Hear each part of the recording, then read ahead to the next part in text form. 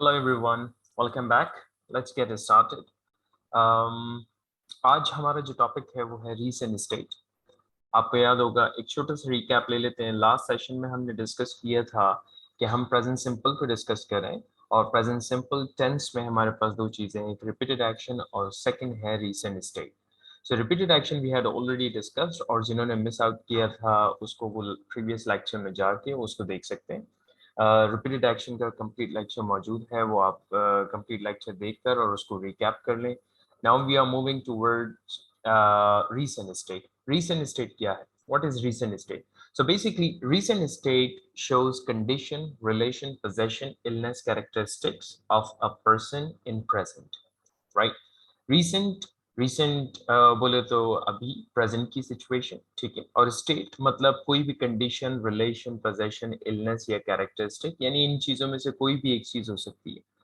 अब सर, होता ये है कि मुझे ये समझ नहीं आता कि स्टेट क्या है और एक्शन क्या है। तो उसके लिए मैंने बहुत एक छोटी सी और बहुत सिंपल सी एग्जांपल मैंने लास्ट सेशन में डिस्कस करी थी। वो क्या कि जहां पर भी मूवमेंट है, जहां पर भी एक्शन है, जहां पर भी कोई हरकत है, वो क्या है? एक्शन स्टेट है, एक्शन वर्ब है। और जहां कहीं भी मूवमेंट नहीं है, वो क्या है? इसका मतलब स्टेट है। अब अगर वो स्टेट है, अगर उसमें मूवमेंट नहीं है, एक्शन नहीं है, तो फिर क्या है भाई? उसमें मैंने बताया आपको, जैसे condition, relation, possession, illness, characteristic, इनमें से कोई भी चीज हो सकती है। We don't care about that कि कोई भी इनमें से चीज हो, कुछ भी हो सकता है, लेकिन वो एक्शन नहीं होगा, वो कोई मूवमेंट नहीं होगी। ठीक है।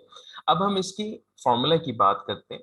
देखें, हमारे पास जो फॉर्मूला है, जो ग्रामर ने हमें फॉर्मूला दिया है, वो क्या है? Subject plus is am are plus noun और एडजेक्टिव। ठीक है। यहाँ पर एक इंपॉर्टेंट चीज जो मैं यहाँ पे ऐड कर देता हूँ, ग्रामर कहती है it is important to use noun or adjective after every state verb। ठीक है। ग्रामर कहती है कि ये बहुत बहुत बहुत इंपॉर्टेंट है कि स्टेट वर्ब के बाद हमेशा नाउन और एडजेक्टिव को यूज किया जाए। इसलिए हमारे पास ऑब्जेक्ट नहीं है, हमारे पास नाउन और एडजेक्टिव है, और हम उसी को यूज कर रहे होंगे। सेकेंड इंपॉर्टेंट चीज ये है कि यहाँ पर सर ये इज एम आर कैसे आया?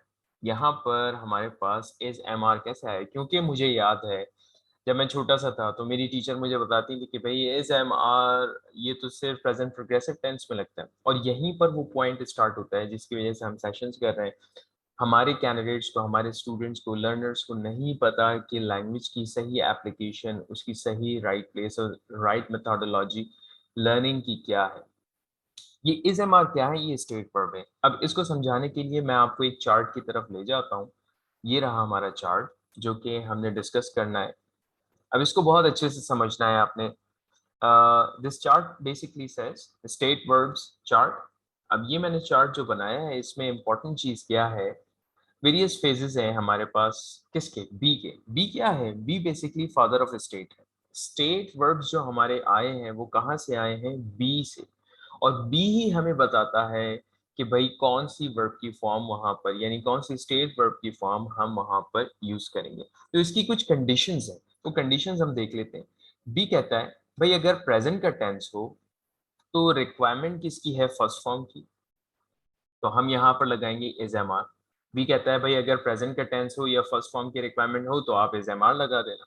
बी कहता है अगर पास्ट का टेंस हो या सेकंड फॉर्म की रिक्वायरमेंट हो तो आप वॉज वर लगा देना। बी कहता है अगर प्रेजेंट या पास्ट दोनों में से कोई भी सिचुएशन हो लेकिन आपको थर्ड फॉर्म चाहिए, तो बी की कौन सी फॉर्म है? बिन, आप वो लगा देना। बी कहता है भाई अगर प्रोग्रेसिव सिचुएशन हो और आपको फोर्स फॉर्म चाहिए हो तो आप बीइंग यूज कर लेना। बी एक और बात कह रहा है जो बहुत इंपॉर्टेंट है और हमें याद करने के लिए है, हमारे याद रखने के लिए है, जो हमारे आगे चल के बहुत काम आएगी। वो क्या है? बी कह रहा है अगर in case any other tense of situation appears, तो बी खुद वहां पर आ जाएगा। बी कह रहा है कि भाई अगर कोई और सिचुएशन आ जाती है, कोई और टेंस आ जाता है, कोई और सिचुएशन यहाँ पे हमारी नजर के सामने आ जाती है, तो बी खुद वहां पर आ जाएगा। अब ये बात किस तरीके से प्रूव होगी इसको हम आगे चल के डिस्कस करेंगे। We are not discussing it any more this thing. अभी हमारा जो कैमरा फोकस है वो सिर्फ और सिर्फ प्रेजेंट पर है। बी ने कहा भाई अगर प्रेजेंट की सिचुएशन हो या फर्स्ट फॉर्म चाहिए हो तो इज एम आर यूज कर लेना। Let's move on to the same thing. हमने जो डिस्कस करी वो क्या थी, रीसेंट स्टेट। आपको पता है कि ये प्रेजेंट का टेंस है, ठीक है। अब इस प्रेजेंट के टेंस में ऑब्वियसली हम यहाँ पर फर्स्ट फॉर्म यूज कर रहे हैं, जो कि आपने पिछले फॉर्मूला में भी देखा था। अब यहाँ पे देखिए हमारे पास सब्जेक्ट आ गया। सब्जेक्ट के बाद अब मैं सोच रहा हूँ कि मुझे फर्स्ट फॉर्म यूज करनी है। तो मैंने जाकर किससे पूछा, बी से, सर आपने वर्ब की फर्स्ट फॉर्म क्यों नहीं लगाई, एक्शन वर्ब की फर्स्ट फॉर्म। भाई ये यहाँ पे स्टेट है, देखें आप, स्टेट है। जब स्टेट आ गया हमारे पास तो हम स्टेट से पूछेंगे, और स्टेट का फादर कौन है, बी। बी से हमने पूछा भाई प्रेजेंट की सिचुएशन है, फर्स्ट फॉर्म की रिक्वायरमेंट है, मैं यहाँ पे क्या लगाऊं। तो बी ने मुझसे कहा आप यहाँ पे इज एम आर यूज करें। हमने यहाँ पे इज एम आर यूज किया। फिर हमारे पास एक कंडीशन क्या थी, it is important to use noun और adjective after every state verb. और अब हमने क्या किया, इस एमआर के बाद हमने ऑब्जेक्ट नहीं लगाया, इस एमआर के बाद हमने नाउन और एडजेक्टिव को यूज किया। So this is something what you have to do, it's extremely important to understand the formula. Sir आप ये फॉर्मूला में मुझे क्यों फंसा रहे हैं, मैं परेशान हो जाऊंगा, मैं परेशान हो जाऊंगी, किस तरीके से समझ में आएगा। देखें, मैं आपको मैं चाहता हूं कि आपको मैं मछली पकड़ के ना दूं, मैं आपको मछली पकड़ना सिखा दूं। मैं चाहता हूं कि आपको ये फॉर्मूला बनाना आ जाए, आप खुद इन सारी एप्लीकेशंस को यूज करें, और जिस वक्त आप इंग्लिश लैंग्वेज सीख रहे हो, पढ़ रहे हो, बात कर रहे हो, या कहीं पर भी आप कुछ पढ़ रहे हो, तो आपको खुद समझ में आए कि अच्छा यहाँ पर ये वर्ब की फॉर्म ये इस वजह से यूज हुई है, आप किसी के भी डिपेंडेंट ना हो। Let's move on to the examples. अब यहाँ पर देखिए सब्जेक्ट इज एमआर और नाउन और एडजेक्टिव, ठीक है। इसकी कुछ एग्जांपल्स देख लेते हैं हम। एक चीज और यहाँ पे ऐड कर लेते हैं भाई, इस किसके साथ लगेगा, इस लगेगा थर्ड पर्सन सिंगुलर के साथ, ठीक है। मैं थर्ड पर्सन सिंगुलर आपको पहले ही बता चुका हूँ। एम किसके साथ लगेगा, एम लगेगा आई के साथ। आर किसके साथ लगेगा, आर लगेगा यू और third person, sorry third person plural के साथ, ठीक है।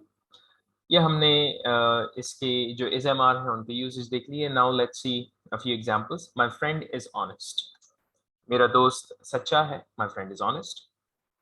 अब आप सोचें, क्या इसमें कोई मूवमेंट है, इस सेंटेंस में कोई एक्शन है, कोई मूवमेंट है, कोई हरकत है, नहीं, कुछ भी नहीं। ये तो सिर्फ उसकी उसकी क्वालिटी बता रहे हैं, उसकी एडजेक्टिव बता रहे हैं, है ना। अच्छा, he is my brother, he is my brother. अब यहाँ पर क्या है, आपने रिलेशनशिप बता दिया, इसमें कोई मूवमेंट थोड़ी है, कोई एक्शन थोड़ी है, तो यहाँ पर भी हमारे पास स्टेट वर्ब ही आएगा। आई एम अ डॉक्टर, मैं एक डॉक्टर हूँ। तो ये क्या है, हम अपने बारे में बता रहे हैं, ठीक है। You are down to earth, I am female, he is in flu और फीवर, वो बुखार में है, वो फ्लू में है, फीवर में है। इट कुड बी एनी वे।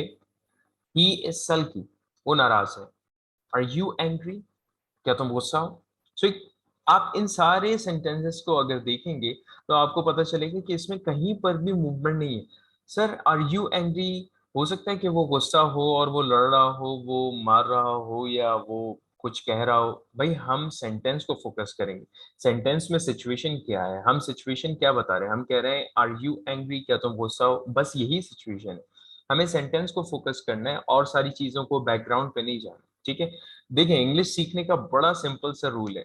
आपने एकता कपूर नहीं बनना, ठीक है। आपने स्टार प्लस के ड्रामे नहीं बनाने, आपने बिल्कुल सिंपल अप्रोच लेके चलनी है, कॉम्प्लिकेटेड नहीं करना है, इसको सिंपल रखें, बिल्कुल simple. My friend is poor, okay. Sujita is loving, Sujita is in London, she is beautiful. Doctor Suresh is not is in hot water, is in hot water sir मतलब गर्म पानी में नहीं, इसका मतलब है कि वो परेशानी में। Doctor Suresh is in hot water मतलब वो परेशानी में है। He is a hard worker, okay. He is lazy, वो सुस्त है। ही इज स्लगिश, वो सुस्त है, दोनों का मतलब एक ही। आई होप कि कॉन्सेप्ट आपको अच्छी तरीके से क्लियर हुआ होगा। हमने जो कॉन्सेप्ट डिस्कस किया है वो प्रेजेंट सिंपल रिसेंट स्टेट का है, जो कि पार्ट एंड पार्सल है प्रेजेंट सिंपल टेंस का। हमने सबसे पहले रिपीटेड एक्शन को डिस्कस किया, उसके बाद रिसेंट स्टेट को। इस लेक्चर से रिलेटेड कोई भी क्वेश्चन हो तो आप बिला झिझक मुझसे क्वेश्चन पूछ सकते हैं। I will be available to answer you. I hope you must have understood. Let's meet in the next session. Thank you very much.